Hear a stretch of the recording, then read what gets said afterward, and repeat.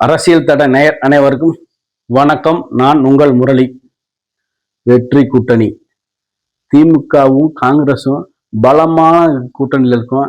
இங்கே நம்மள தமிழ்நாடு கிடையாது, இந்தியாவில் எங்கள் கூட்டணி ரொம்ப பலமாக இருக்குது. எங்களை யாருமே பிரிக்க முடியாது. 2019 பார்த்தீங்களா, 2024 வரைக்கும் நாங்கள் கூட்டணியை சந்தித்த அனைத்து தேர்தல்களுமே சூப்பரான வெற்றியை வச்சுருக்கோம். அதனால் 2026 எங்கள் கூட்டணியை பிரிக்குது சில பேர். எங்களுக்குள்ள உள்கட்சி பூசல்ல சில எங்களுக்குள்ள குழப்படி பண்ணி வராங்க. ஆனால் நடக்காது. இந்த முறை அதே கூட்டணி அதே ஃபார்முலா இறங்குறோம். ஃபார்முலா கூட மாற்றலை. 2x2 தான். கண்டிப்பாக வெற்றி கோப்பை நாங்கள் தான் கைப்பற்ற போகிறோம். அதிமுக எங்களை ஒன்றுமே செய்ய முடியாது. திமுக நினச்சிக்கிட்டு இருக்க வேண்டிய சூழ்நிலையில் காங்கிரஸ் அதெல்லாம் முடியாது. இந்த முறை எங்களுக்கு சீட்டு அதிகமாக வேண்டும். அதே மாதிரி எங்களுக்கு வேற என்ன வேணும்? கூட்டணி ஆட்சி. 3 அமைச்சர் கொடுக்க வேண்டும். அப்படி கொடுத்தால்தான் கூட்டணியில் தொடருவோம். இல்லை என்றால் பாய் அப்படி என்று கிளம்பிடுவோம் என்று காங்கிரஸ் திமுக தொடர்ச்சியாக மிரட்டுது. வரக்கூடிய சட்டமன்றத்தில் ரொம்ப கடுமையான போட்டி இருக்கு. இந்த நேரத்தில் காங்கிரஸ் நம்ம கால வருதே. காங்கிரஸ்னாவே கால வரும்னு நமக்கு தெரியும்.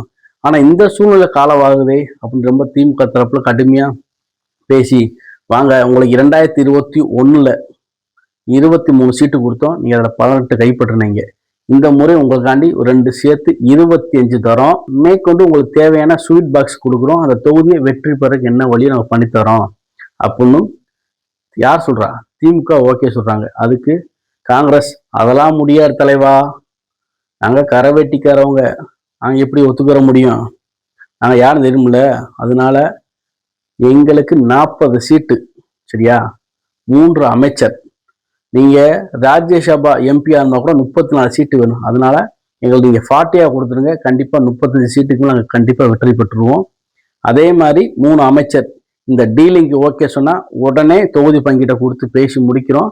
வெற்றி கொடி ஆடுறோம். வரக்கூடிய 2026 சட்டமன்ற தேர்தலில் நீங்க முதலமைச்சர், காங்கிரஸ் தரப்புல துணை முதலமைச்சர் ஆகிறோம். எப்படி ஓகேவா டீல் அப்படிங்கிறதுக்கு? என்னடா இது திமுக வந்த சோதனையா? பிள்ளைப்பூச்சிக்கெல்லாம் கொடுக்கு முளைக்குதே, என்ன செய்யறது அப்படின்னு திமுக அப்படி புலம்பிக்கிட்டு இருக்கு. ஏன்னா தேர்தலுக்கு இன்னும் குறுகிய காலம் இருக்கு. எப்படியாவது நம்ம தொகுதி பங்கீட முடிக்கணும், பிரச்சாரங்களுக்கு போகணும், திரும்ப மீண்டும் ஆட்சி அமைக்கணும். நமக்கு பல்வேறு டாஸ்க் இருக்கு. உள்கட்சி பூசலை சரி பண்ணணும். நிறைய பிரச்சனை நம்மளை சுத்தி இருக்கு.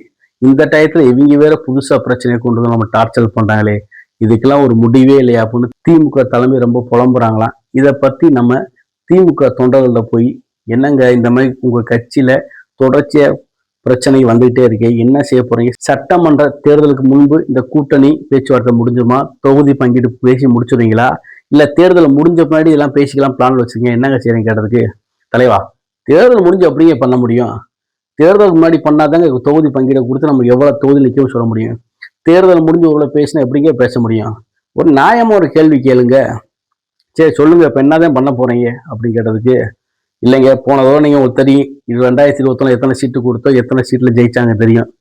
இந்த முறை ரொம்ப அதிகமாக கேட்குறாங்க. இது நியாயமா நீங்களே பார்த்துங்க. இன்னொரு விஷயம்னா, போன முறை மக்கள் நீதி மையம் எங்களோட கூட்டம் இல்லை, அவங்களுக்கும் சீட்டு கொடுக்கணும். அதே மாதிரி புதுசாக வரக்கூடிய தேமுதிக எங்களுக்கு இந்த முறை கண்டிப்பாக சீட்டு கொடுக்கணும். தேமுதிக உங்களோட கூட்டணி வராங்களா? என்னங்க அதிர்ச்சியான தகவலாக இருக்கே. ஆமா தலைவா, அதெல்லாம் நாங்கள் மேல் மட்டத்தில் பேசி முடிச்சிட்டோம். தேமுதிகவும் அதே மாதிரி திமுக ஒரு மூத்த சீனியர் அமைச்சரும் எங்களுக்கும் நாங்கள் சொந்த பந்தமாக போகிறோம். எங்கள் வீடு சம்மந்த வழி மிக விரைவில் பேசி முடிக்க போகிறாங்க நினைக்கிறேன். முடிச்சுட்டா திமுகவும் தேமுதிக வேற இல்லை, ரெண்டும் ஒரே குடும்பம் ஆயிரும். அதனால தேமுதிக வந்துடுவாங்க. அதே மாதிரி ராமதாஸ் சப்போஸ் உள்ள வந்தாருன்னா அவருக்கு ஏதோ 1-2 சீட்டு கொடுக்கணும். அன்பு தலைவை தானே தளபதி யாரு ஓபிஎஸ் அவர் வந்தாங்கன்னா அவங்களுக்கு 2 சீட்டாவது கொடுக்கணும். இவ்வளோ போட்டி நிறைஞ்சிருக்கக்கூடிய சூழல்ல இவங்களுக்கு 40 கொடுத்துட்டா இருக்க தொகுதி நாங்கள் என்ன பண்றது? இந்த முறை நாங்கள் எப்படியாவது 170 சீட்ல உதயசூரிய சின்னத்துல நிற்கணும் நாங்கள் பிளான் பண்றோம். அப்பதான் தனி மெஜாரிட்டியில் ஆட்சியை பிடிக்க முடியுமோ. திமுக பக்காவா பிளான் பண்ணி எந்த தொகுதியில நிற்கலாம், எங்கன்னா எளிமையை வெற்றி பெற முடியும், கூட்டணி கட்சியில் எப்படி ஜெயிக்க வைக்கலாம். மீண்டும் 2021 ஃபார்முலா படியே 2026 ஃபார்முலா அப்ளை பண்ணி கண்டிப்பா நாங்கள் ஜெயிக்க போறோம். அப்படி நாங்கள் பெரிய அளவில் வேலை பார்க்குறோங்க. இது இடையில வேற இவங்க ஏந்தே டார்ச்சர் பண்றாங்கன்னே தெரியலங்க. இது கொடுக்குற சீட்டை வாங்கிட்டு போக முடியுதானே? சரி ஒரு சின்ன உதாரணம் சொல்லாங்களா? இப்போ நாங்களே கூட்டணியை விட்டு அவங்கள வெளியே அனுப்பிடும்னு வச்சுருக்காங்க, அவங்க எங்கே போவாங்க? இந்த நடிகர் கட்சிக்கு தானே போவாங்க. சரி, நடிகர் கட்சிக்கே போட்டோம். அங்க போனாப்புல அவங்களுக்கு ஒரு 100 சீட்டு கேட்பாங்க. 100 சீட்டு கொடுத்துறாங்கன்னே வச்சுங்க. 100 சீட்ல அவங்க நிக்கிறதுக்கு ஃபர்ஸ்ட் யார் இருக்கா? சரி, சப்போஸ் அது கூட எவனோ கையை காலை பிடிச்சி ரெடி பண்ணிட்டோம்னு கூட வச்சுக்கோங்க. 2வது, எல்லா தொகுதியிலையும் வெற்றி பெற முடியுமா? அவங்களுக்கு என்ன ஓட் பேங்க் இங்க இருக்கிறது? திமுக கட்சி என்று கட்டமைப்பு வந்து வேட்டி மாதிரி, அது எங்களுக்கு எப்பயுமே அவுக்க முடியாது. காங்கிரஸ் துண்டு மாதிரி எப்பயும் போட்டுக்கலாம். டப்புனு துண்டு மழையில ரொம்ப புயல் காலம் ஏதாச்சும் தேவையில்லாம வச்சுங்க, டப்புனு துண்டு தூக்கி எரிஞ்சிருவோம். அதனால கட்சியில் இருக்கக்கூடிய முக்கியமான நிர்வாகிகள், செயலாளர்கள், மற்ற எல்லாத்துக்குமே இந்த முறை அதிகமான சீட்டு கொடுக்கும் பட்சத்தில் கட்சியோட கட்டமைப்பை நம்ம கரெக்டாக கண்ட்ரோலில் வைக்க முடியும். வெற்றிய தோல்வி எங்க, அது என்னைக்கான இந்த முறை வெற்றி, அடுத்த முறை தோல்வி, வெற்றி தோல்வி, அது மாறி மாறி எல்லாத்துக்கும் வரும். அதுக்காண்டி கீழ் மட்டத்தில் இருக்க நிர்வாகிகள், கட்சி தொண்டர்கள் அங்கே சரியா வச்சுக்கணும். இந்த முறை 40 சீட்டு தூக்கி கொடுத்துன்னு வச்சுக்க, எல்லா பேரும் பரவாயில்லையே காங்கிரஸுக்கு 40 சீட்டு கொடுத்துட்டாங்களே, பேசாம நம்ம திமுக இருந்தா நமக்கு சீட்டு கிடைக்காது அப்படின்னு எல்லா பேரும் காங்கிரஸுக்கு போயிட்டாங்க, என்ன பண்றது? போக மாட்டாங்க. ஒரு போகக்கூடிய சூழல் உருவாயிட்டா என்ன பண்றது? அரசியல் எல்லாமே மாறலாங்க. அதனால திமுக இந்த முறை காங்கிரஸுக்கு எங்களை பொறுத்தளவுக்கு 30 சீட்டு கொடுக்க வாய்ப்பு இருக்கு. கூட்டணி ஆட்சியில பின்னர் யோசிப்போம் அதை பத்தி. இதெல்லாம் வாய்ப்பே கிடையாது. சப்போஸ் போனோம்னா போட்டோம், சந்தோஷமா அனுப்பிச்சு விடுறோம். நல்ல ஒரு பெரிய மாலை எடுத்து சந்தனம் போட்டு குங்குமம் வச்சு அனுப்பிச்சு விடுவோம். எதுக்கு மாலை சந்தனம் போட்டு வச்சு அனுப்பிச்சு விடுறோம் தெரியுமா? விழா காலங்கள திருவிழா இது போல முக்கியமான விழாக்கு சந்தனம் போட்ட வச்சு எதை முன்னாடி அனுப்புவாங்க? ஆடை வெட்டுறதுக்கு தான். வாடு வச்சு ஆடு அழகுக்கு இல்லை வெட்டுறதுக்குன்ற மாதிரி போன வெட்டுப்பத்து வரட்டும், எங்களுக்கு என்ன கவலை. ஒரு சின்ன எடுத்துக்காட்டு நாங்கள் என்ன சொல்லவா? 2021 சட்டமன்ற தேர்தலில் பார்த்தீங்கன்னா கிட்டத்தட்ட 25,000 வாட்டுக்கு வித்தியாசத்துல ஒரு 147 சீட்டும் 10,000 ஓட்டு கீழே 69 சீட்டுகள் ஜெயிச்சாங்க. ஏன்னா 10,000 ஓட்டு கீழே என்பது ரொம்ப உன்னிப்பா கவனிக்க வேண்டிய சூழ்நிலை. ஏன்னா அப்படி தலையிலக்கம் மாறும். ஆனா எதுக்கு அந்த தொகுதி ரிசல்ட் தலையிலக்கம் மாறும் சொல்றோம்னா, இப்ப புதுசா விஜய் வந்திருக்காரு. விஜய் வரக்கூடிய சூழலை வெற்றி தோல்வி என்பதை இந்த குறிப்பிட்ட ஒரு 70 தொகுதியை தீர்மானிக்கிற இடத்துல அது வருது. அதுக்கு பலம் சேர்க்கிற விதமா காங்கிரஸ் எல்லாம் அங்க போய் சேர்த்துட்டோம்னா ரொம்ப இந்த முறை ரொம்ப கடினமான போட்டியா போயிடும். ஏன்னா வெற்றி யாருக்கு போகும்னு சொல்ல முடியாது. கண்ணை கட்டி எல்லாத்தையும் உள்ள இறக்கி விட்டு யாரு போய் அந்த எல்லையை தோறங்களோ அவங்களே வெற்றின்னு சொல்ற மாதிரி கண்ணை கட்டி இந்த முறை எல்லா பேரும் இறங்குறோம். ஆனா எங்களுக்குள்ள எந்த கவலையும் கிடையாது. ஏன்னா நாங்கள் கிட்டத்தட்ட எவ்வளவு பெரிய கட்சின்னு தெரியும். ஏற்கனவே 5 ஆண்டு ஆட்சியில் வந்திருக்கோம். தொகுதியில பக்காவான ஆளுகள் இறக்கிடுவோம். அந்த தொகுதிக்கு எவ்வளவு தேவையோ ஸ்வீட் பாக்ஸை மனம் போல கொண்டு போய் சேர்த்தரணும். அதுல கீழ்மட்ட நிர்வாகிகளை கொண்டு போய் சேர்த்து லிஸ்ட் அவுட் கொடுக்குற அளவுக்கு எல்லா வேலையும் நாங்கள் பக்காவை முடிச்சிட்டோம். அதனால எங்களுக்கு இதை பத்தி கவலை கிடையாது. ஆனா விஜய் வருகை கொஞ்சம் கண்டிப்பா பாதிப்பை கொடுக்கும். விஜய்க்கு மேலும் வலு சேர்க்கும் வகையில காங்கிரஸை அங்கிட்டு போய் விட்டுறக்கூடாது அப்படின்றதுக்காண்டி காங்கிரஸ் அங்கே பிடிச்சி தொங்கிக்கிட்டே இருக்கோம். இல்லைன்னா காங்கிரஸ்ல என்னைக்கே நன்றி வணக்கம் சொல்லி அனுப்பிச்சு விட்டுருப்போம்.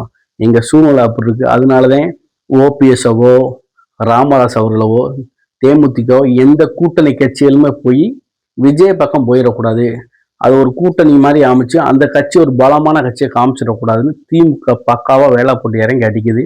கண்டிப்பா இந்த முறை ஆட்சி எங்க ஆட்சிதான், எதுவுமே செய்ய முடியாது. காங்கிரஸ் எப்படி நாங்கள் சரி கட்டிடுவோம் உங்களுக்கு தெரியும்.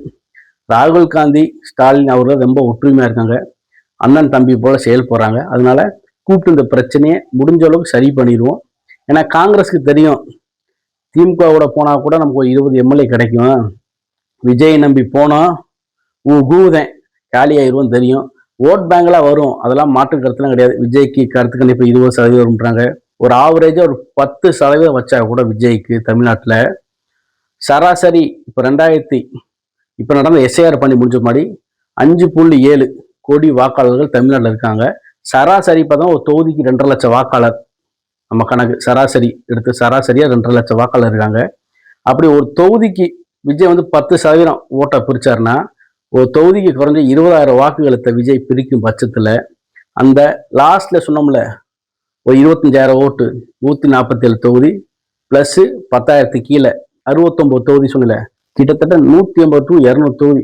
கண்டிப்பா விஜய் எந்த தொகுதி யாரோட ஏடிஎம்கே ஓட்டை ஃபுல்லா அடிச்சு நொறுக்குறதா இல்ல டிஎம்கே ஓட்டை நொறுக்க போறா, யாரோட ஓட்டை பிச்சு சின்ன பின்னா மக்க போறான்னே தெரியல. ஆனா இந்த தேர்தல் மிக கடினமான போட்டியா இருக்கு, இதுல எந்த மாற்று கருத்து கிடையாது.